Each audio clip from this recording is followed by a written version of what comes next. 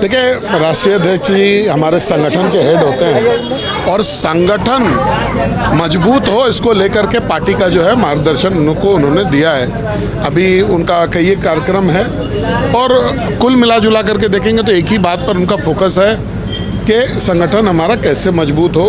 हम 70% लगभग इस देश के हिस्से पर आज के दिन में राज्य करते हैं। जो बचा हुआ पोर्शन है वो भी हमारे डोमेन में आए और हम रहें और साथ साथ हमारे नेतृत्व में जो है भारत विकसित हो, ऐसा हम लोग सभी लोगों का मानना है। जो अभी वर्तमान में सरकार और जो चीज़ें निकल कर आई है, कांग्रेस और जेएमएम ये कहती है कि मेरा अपमान किया, हम चुनाव लड़ेंगे ही, 2 उम्मीदवार देंगे, लेकिन आज जेएमएम ने एक ही उम्मीदवार की घोषणा की। देखिए ये सब मतलब क्या बोलते हैं, सेटिंग वाला जो बात होता है ना कि कहने के लिए कुछ और है, करने के लिए कुछ और है।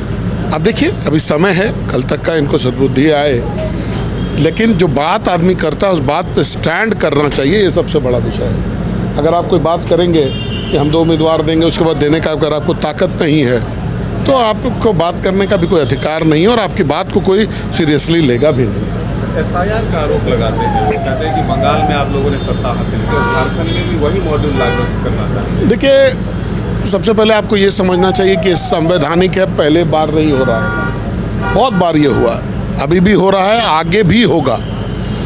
क्या इस देश में चुनाव आयोग को बांग्लादेशियों को वोट देना चाहिए? ऐसे लोगों का नाम रखना चाहिए जो भी इस दुनिया में नहीं है। एसआईआर ऐसे लोगों का नाम काटने का एक साधन है और ये पहले से होता रहा है और आगे भी होता रहेगा और होना भी चाहिए। एक वोट का अधिकार सबको है, एक वैलिड वोट का अधिकार है। अगर कोई बांग्लादेशी आकर के हमारे यहाँ पर वोट देता है और उससे अगर कोई जीतता है तो वो वैलिड वोट नहीं है। ऐसे सभी बांग्लादेशियों को इस देश से बाहर निकालना चाहिए। उनके कहने से नहीं होगा। बंगाल में जो अभी चुनाव हुआ है, हिंसा रहित चुनाव, पहली बार एक भी व्यक्ति नहीं मरा है।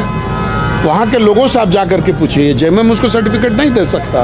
वहाँ के लोगों से आप जा कर के पूछिए, लोग बता रहे हैं कि किस प्रकार से ऑल फेयरनेस के साथ इस चुनाव को कंडक्ट कराया गया है। घर रहने का मकान भर नहीं, ये खुशियों की तिजोरी है। दरवाजे पर दस्तक देता पड़ोस, खिड़कियों से उमड़ आता आसमां, तारों में उलझी ऐसी न जाने कितनी दास्तां। कहती हैं चले डायमंड सिटी, एक सफर हम सफर के साथ अपने घर तक। Diamond city, life long bonding, 500 से ज्यादा खुशहाल डायमंड परिवार। जल्दी करें, सिर्फ 200 फ्लैट बाकी। आज ही बुक करें अपना आशियाना।